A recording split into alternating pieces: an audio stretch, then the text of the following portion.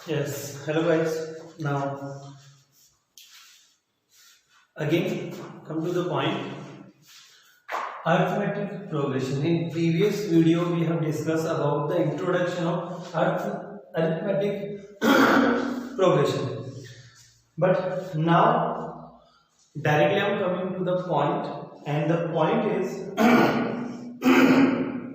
yesterday, not yesterday, in last video we have discussed about the AP A1, in which terms are A2, A3, A4, A5 and so on. This is an AP, okay? And we discuss one thing, first term which is denoted by A is equal to A1 in this case, and common difference denoted by small d, which small d in this case will take out. Okay, now I am going to explain the derivation of one formula which we will use in this chapter. So the formula, what is the formula? How we get the first term? A1. A1 is the first term directly, is no need to apply any formula for the first term, because first term is always first term only, as name indicates. Now the second term of an AP. Second term, how we will get the second term? In previous term, what we will do? We will add D. Okay, and the previous term was A1, or we can say A. Okay, and now how we will get the third term? In previous term, the previous term is this A plus D. A plus D. In this we will add D. This is the previous term. Okay. Now how will get the, now finally it is A plus 2D. Now how will get the fourth term? In previous term we will add D. In previous term we will add D. Wait. So we will get finally A plus 2D plus D, A plus 3D. Now how we will get the fifth term? Again the previous term is A plus 3D, in which we will add the common differences. What we are doing in every preceding term, we are adding the common difference to get succeeding term. Okay, so the final is A plus 4D. You can see 3D plus D, 4D. A is A. Okay, and similarly we will get the further terms. Now I think you not observe this thing, but I am telling you, what is the first term? Is A. Second term is A plus D only. Is A plus D. Third term A plus third term A plus 2D. This is the main term. Here this is the main term and this is the main term. A plus 2D. A plus 2D. What is the fourth term? Which is A plus 3D. Fifth term A plus 4D. Now further directly, okay, what will be the sixth term? Definitely it will be the A plus. You see one thing, have you observed? Is 2. If it is here 2, then here 1 only. 3, 2, 4, 3, 5, 4. Then 4, 6. Definitely correct. All you are correct. 5D. What will come? 5. Then definitely was A6, A7, A plus 6D, and so on. Okay. Now, if I am going up to infinite, okay, this space I am using. Now, for 7th term, I written only for 8th term, A plus 7D. For 9th term, A plus 8D. For 10th term, A plus 9D. Okay, Now further, I am telling you how you observe this thing. Okay. Suppose 3 is coming here, then 2 here. Always one less. Always one less. You see. Observe these numbers. Observe these numbers. Now, what you have observed finally? I am telling you, if we will go up to the nth term, n, then a will be a because a is coming in every term. So definitely it will come in nth also, in final nth term, or we can say last term. Sometimes for nth term we are using another word, that last term. So plus, and d is also coming continuously. Z here, d is not there, 0 d we can write. So here d. Now can you tell me what exactly will come here at this place? What will come? See the number. 3, 1 less 2, 4, 1 less 3, 5, 1 less 4, 6, 1 less 5, from 7, 1 less 6. So which one will be the next number? Okay, what will be the number? 1 less than n? Definitely n minus 1. N minus 1. So this is the formula which we will use in the next exercise 5.2, and the complete exercise depends on this one single formula 5.2 in NCERT. You can solve all the questions by this formula, and the derivation of this formula you can see. Okay? A different kind of problems I will explain you. Okay, but you know the main thing, what is, you people try to understand the logic behind this formula, why we are adding here n minus 1. By the help of this formula, directly you can calculate the 100th term, 1000th term, 14th term, 15th term, 50th term, you can calculate. So you try to understand this logic behind this formula, why I written n minus 1. Okay, now I am coming to the type of questions. Which type of question will deal with this formula?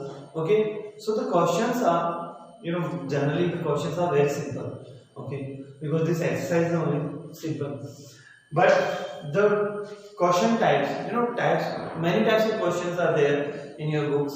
Okay, different publishers' books you have, like R.D. Sharma, R.S. Agarwal. So, but I am telling you, at first we'll solve NCERT problems. NCERT problem. So any doubt in this? If you doubt, you can write in the comment box, and your problems also you can write question number from RD and RS and NCERT. You can write question number, page number, and then I'll send you the solution. Okay.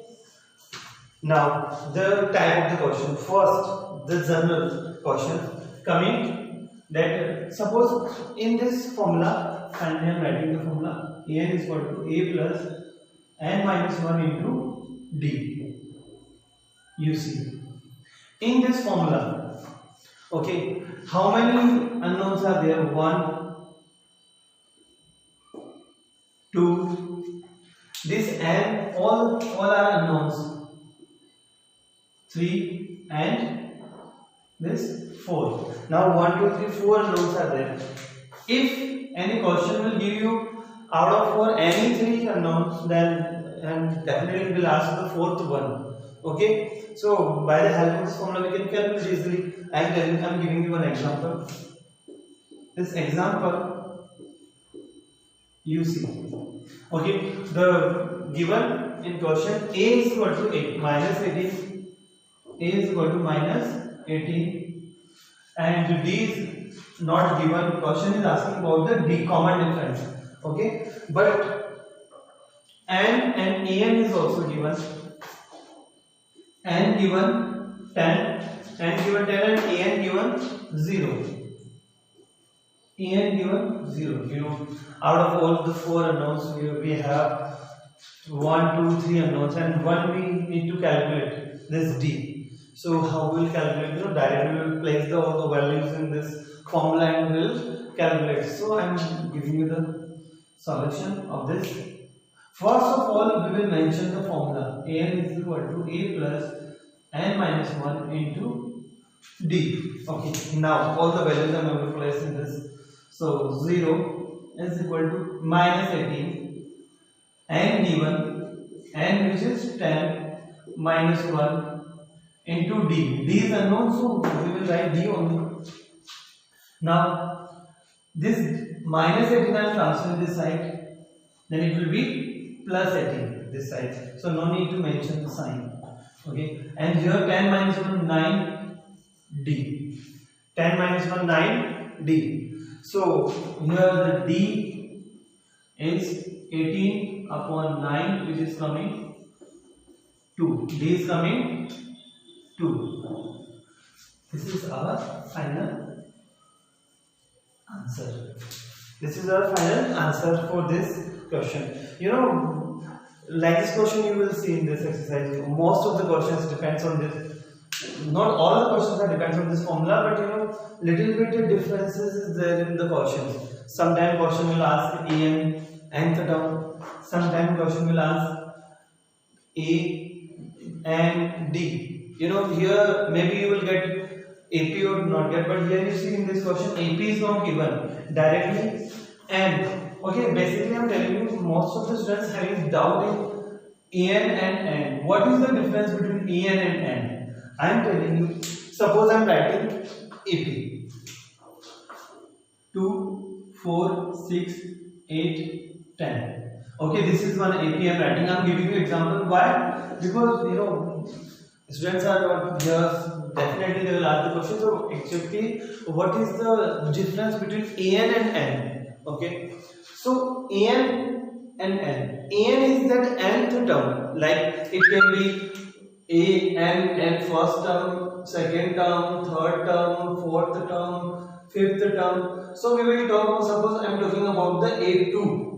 A2 means this term is A2. That is the nth term. Okay, and n means the total number of terms in this 1, 2, 3, 4, 5. Total n is equal to 5. N is equal to 5 in this case. So this is the basic difference between an and n. Got it? Well done.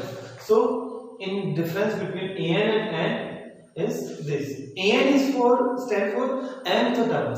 This is nth term of an AP. Nth term of an AP. And but this one, this n is the total number of terms in AP. Nth term of an AP, and this n is the total terms in AP, like 1, 2, 3, 4, 5, this way. Okay, now another type of question. You solve your exercise. First, preference you give to your NCERT book. Okay, all the questions and all the examples you solve, and then you move to the other publishers. In between, I will provide you the worksheet also. Okay, so don't worry, most of the questions will cover in worksheet only. So no need to worry. Now one different kind of question. Suppose AP is given. Another kind of example I am giving you. Example, this one AP is given already, like 10, 7, 4, 10, 7, 4. Okay, one thing, if question is saying that it is an AP, so no need to check in that case of most of the students what they are doing. First they are checking, is it AP or not? If question is saying in given AP or in this AP or in AP, like these questions are coming, then no need to check is this AP or not. Directly you come to the point and solve the questions. Okay, so this is an AP. Question is asking 30th term of this AP. Calculate 30th term of an AP. Okay, now solution.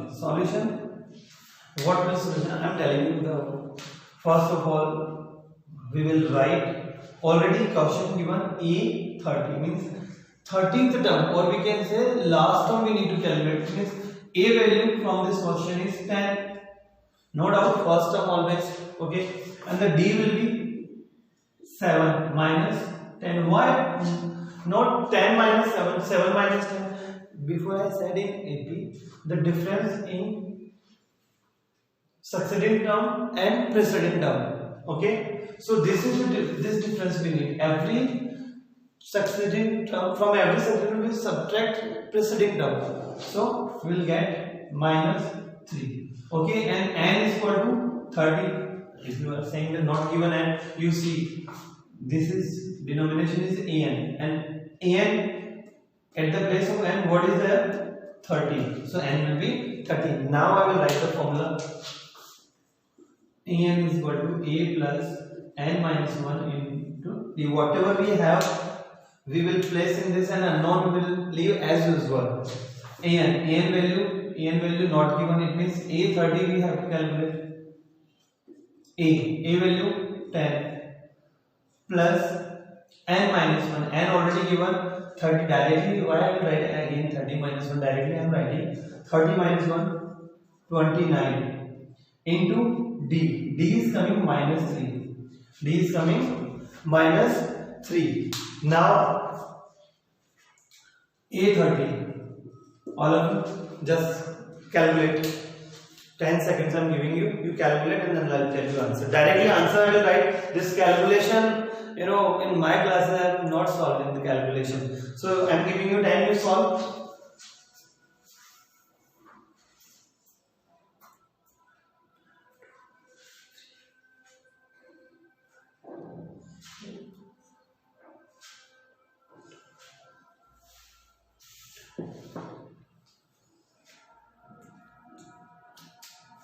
Time over, answer will come minus 77. You check, you know how to calculate better. Now in this exercise, few more questions I will explain you, but due to this time, sheets I will provide you, solution I will provide you. One more question I will explain you, but before that you try this all the simple questions from this exercise. Okay, in 5.2, from the beginning, no need to leave any question. From starting you solve each and every question. Definitely, I hope so above 90% questions you can solve easily. And few examples you will solve, then you will get idea of how to solve the question. Okay? Thank you.